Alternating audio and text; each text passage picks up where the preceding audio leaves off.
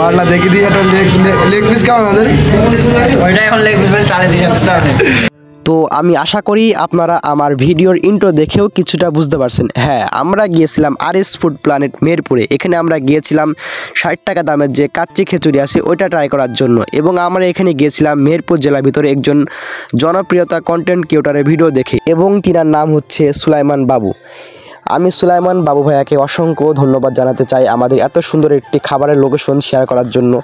আমাদের জেলা হইতেছে চুয়াডাঙ্গা জেলায় এবং আমরা গিয়েছিলাম মেহেরপুর, এবং আমরা সবসময় মেহেরপুর জেলায় যাওয়া আসা করি, কিন্তু আমরা এই লোকেশনটা জানতাম না। এবং আমি আরেকটি বার এই আরএস ফুড প্ল্যানেটের লোকেশনটি জানাতে চাই। এটা হইতেছে মেহেরপুর জেলা পুরাতন বাস স্ট্যান্ডের পাশেই আর কি। এবং আপনারাও আরএস ফুড প্ল্যানেটে গিয়ে ভাইয়ের 60 টাকা দামের রেসিপিটা ট্রাই করে আসতে পারেন। এবং আমরা ওইখানে গিয়েছিলাম আমি, সুমন আর উবাইদুল্লাহ। আমরা 3টা বন্ধু মিলে চলে গেছিলাম এবং আমাদের কাছে সুন্দর এবং সুস্বাদু একটি রেসিপি ছিল।